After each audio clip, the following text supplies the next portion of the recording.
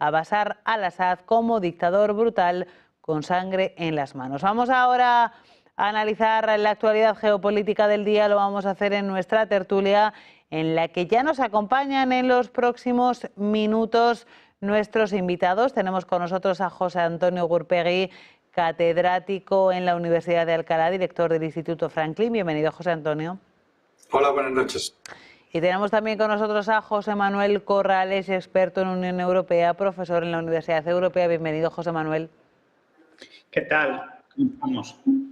Pues si os parece, vamos a empezar precisamente hablando sobre esa situación que se ha recrudecido en Siria y esas palabras tan contundentes que acaba de pronunciar el portavoz del Departamento de Estado de Estados Unidos de Joe Biden, José Antonio.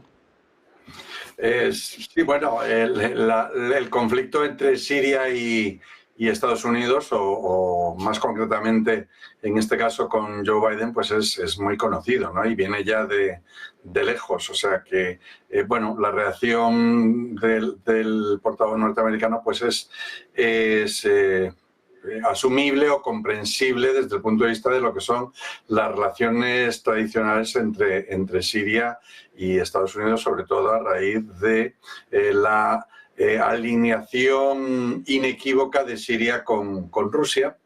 Y bueno, dicho sea de paso, además creo que el territorio que han, no sé si decir recuperado, porque era suyo, pero bueno, pero era sirio, ¿no? El terreno que han ocupado, para ser más preciso, en esta nueva ofensiva, es incluso mayor que el que tuvieron en el momento de mayor penetración, ¿no? Las fuerzas hostiles al gobierno sirio. Y en su vida, además, el ejército sirio parece ser, según he leído, está dejando abundante material bélico y se están retirando en una cierta desbandada, ¿no? En el sentido de que está resultando este ataque sorprendente por la contundencia con que se está haciendo, pero sobre todo con la retirada la forma que está teniendo el ejército sirio, el ejército oficial sirio, de retirarse. José Manuel.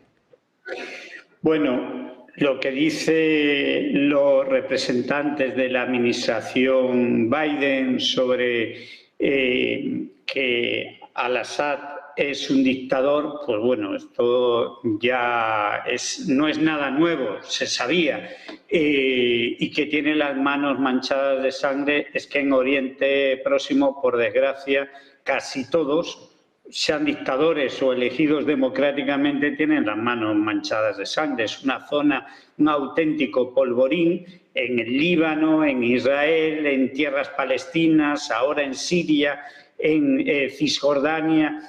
La verdad es que esa zona es una zona que cada día que pasa hay más violencia y hay menos cauces para llegar a la paz. Esta ofensiva del Organismo de Liberación del Levante, que es una alianza islamista, que tiene además aliados a exfiliales de Al-Qaeda, pues es una ofensiva que ya ha causado más de 500 muertos. Pero es que toda esa zona es una zona excesivamente castigada, excesivamente en donde se ha deteriorado las infraestructuras, se ha deteriorado las condiciones de vida. Hablábamos el otro día cómo en Gaza y en Cisjordania se está matando, asesinando a la gente, sufriendo hambre, literalmente se está muriendo de hambre o de enfermedades. Y, desde luego, esta ofensiva islamista que puede poner en entredicho al régimen sirio, pues no va a ser positiva a la hora de dar posibilidades de paz. Hay que tener en cuenta que el régimen sirio de Bashar al-Assad está apoyado por Rusia, está apoyado claramente por Rusia, y que Rusia incluso parece que ha intentado ayudar, colaborar con el ejército sirio a la hora de repeler esta ofensiva.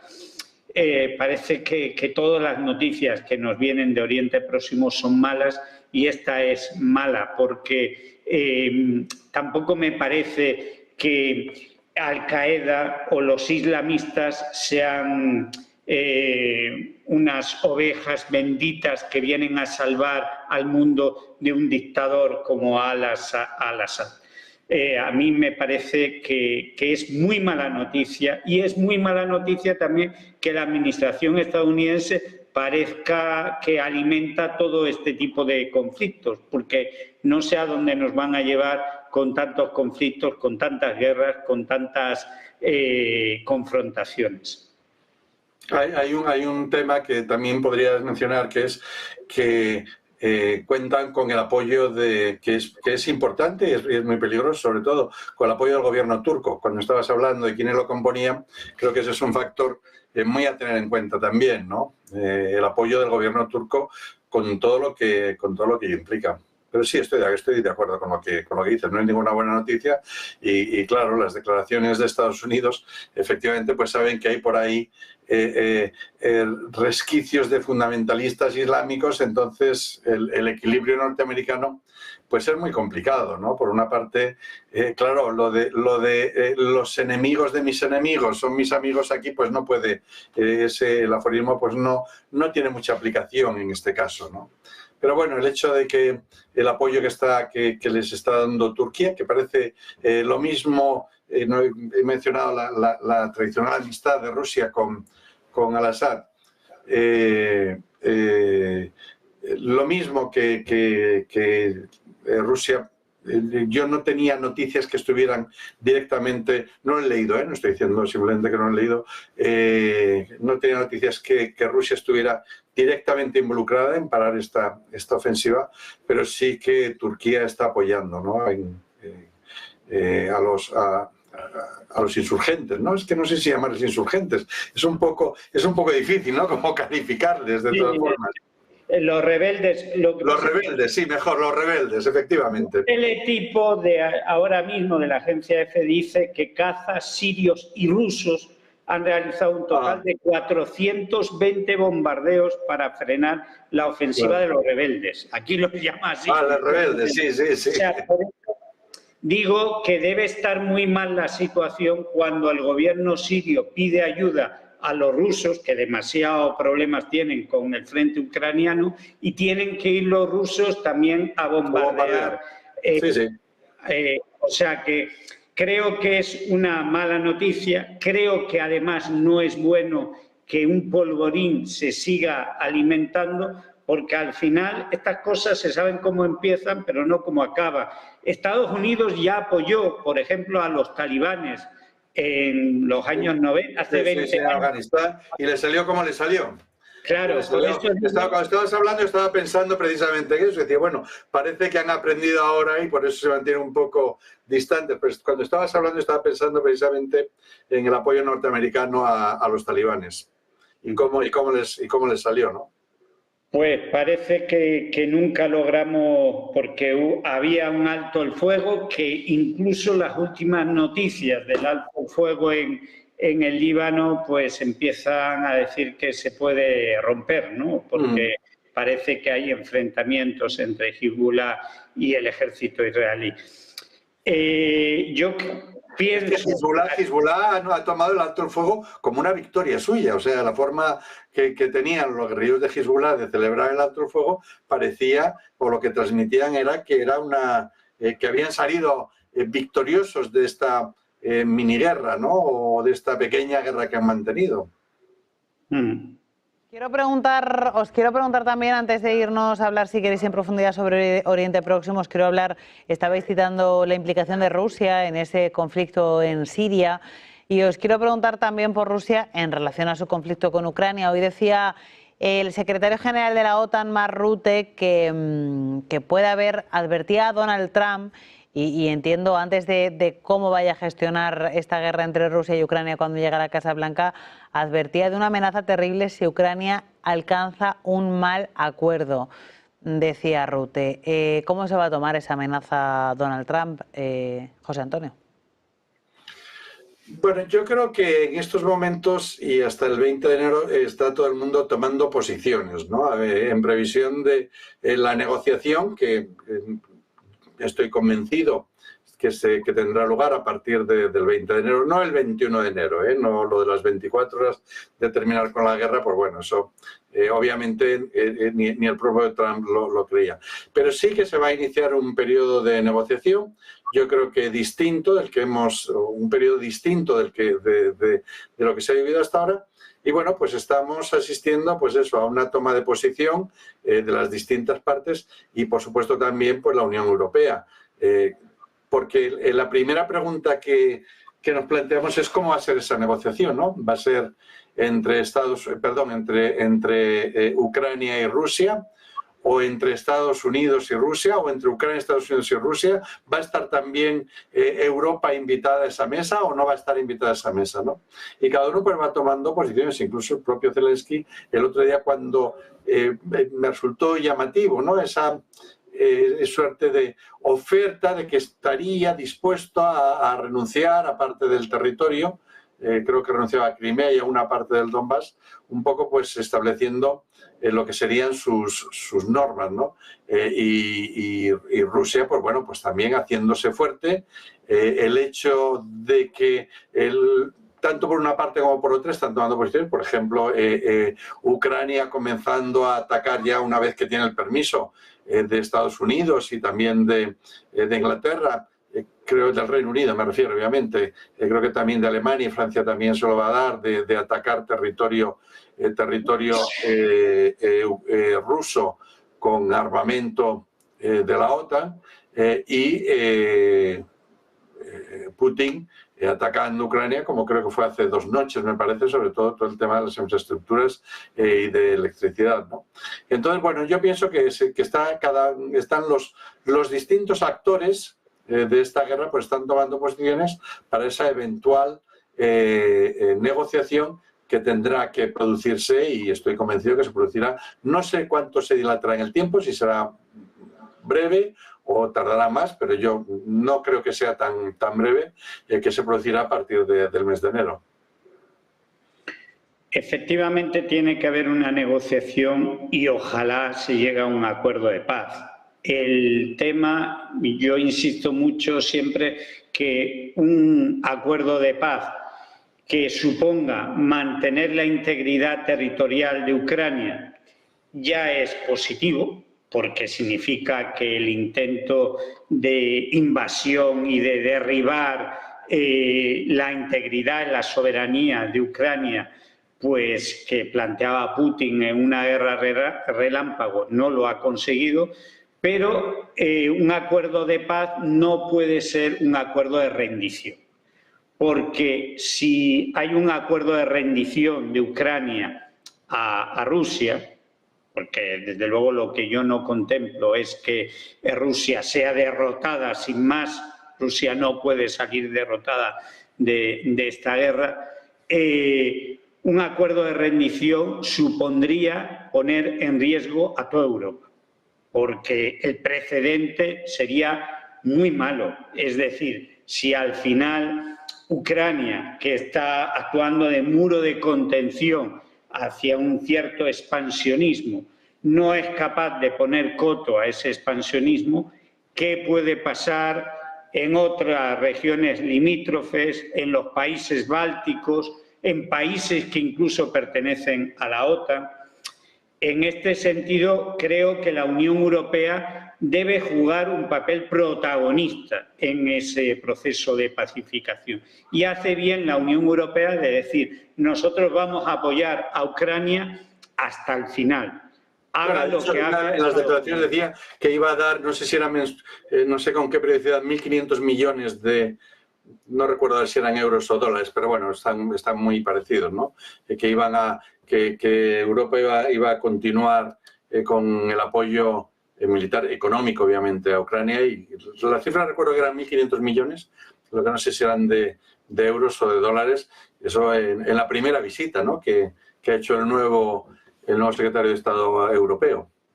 Sí, y además hay que tener en cuenta que la alta representante de política exterior y de seguridad precisamente pertenece a los países bálticos. O sea que eso significa que la jefa de la diplomacia, que es de la familia liberal europea, la jefa de la diplomacia europea, pues tiene una especial sensibilidad a estos temas porque se juegan mucho los países bálticos en esta cuestión. Sin lugar a dudas, habría que establecer mecanismos y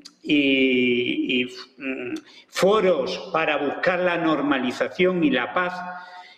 Desde luego, incluso había que buscarlo antes del 20 de enero. A mí me resulta sorprendente que Biden no haga nada en todo esto, que lo único que está preocupado es indultar a su hijo. Sí. Y que se despreocupe totalmente de lo que está pasando en Ucrania, porque todavía tiene 50 días. En 50 días, pues se pueden hacer muchas cosas, se deberían hacer muchas cosas. Y resulta sorprendente esa inacción, resulta sorprendente también que en eso sí hayan salido en el tema de Siria, que es un nuevo foco y un nuevo polvorín, pues haya salido rápidamente, pues parece como que dando a entender que apoyarían a los rebeldes, que estarían apoyando a los rebeldes y que estarían apoyando a Turquía, porque ahora se recuerda que el presidente de Siria es un dictador, cuando eso lo sabemos todos desde hace mucho tiempo. Pero no entiendo muy bien por qué están surgiendo más conflictos que desde luego no van a ser positivos para la paz, para la distensión. Y el tema de Ucrania, a mí me parece que la administración Biden debería hacer cosas. No hay que esperar a Trump, porque esperar a Trump es esperar a que presione a Ucrania para que acepten lo que les proponga Rusia. Trump está en la situación de finiquitar la guerra de Ucrania y de si para eso es necesario un acuerdo de rendición, pues él es partidario de ese acuerdo de rendición. Incluso están más preocupados con otras guerras, con la guerra comercial con China, con la guerra de los aranceles con México y con Canadá, y con una especie de guerra híbrida también que podemos salir mal afectados la Unión Europea. Bueno, yo creo que Biden ya hizo su canto del cisne, fue autorizar, que no fue poca cosa, dicho sea de paso, no fue autorizar el uso de misiles norteamericanos, de fabricación norteamericana en Rusia, ¿no?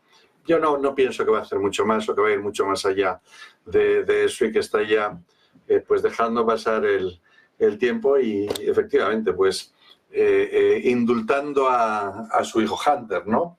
De los delitos que tiene en algo que dijo que él no iba a meterse y que bueno, que con la excusa de que si los delitos habían sido fruto de ser hijo de quien era, que es un poco la justificación que ha dado, pues eso está haciendo y no creo que pueda hacer mucho más. He visto las imágenes, las he visto en la CNN, pero también después las he visto aquí en España y yo cuando veía a Joe Biden me preguntaba cómo incluso él mismo podía verse como candidato o como posible presidente de los Estados Unidos por 4 años más. Está lo veía cada vez peor, ¿no? O sea, lo estaba viendo pues con su nieta andando y todo esto y decía, pero este hombre, ¿cómo, en qué mundo vivía para pensar que podía seguir rigiendo los destinos de la nación más poderosa del mundo?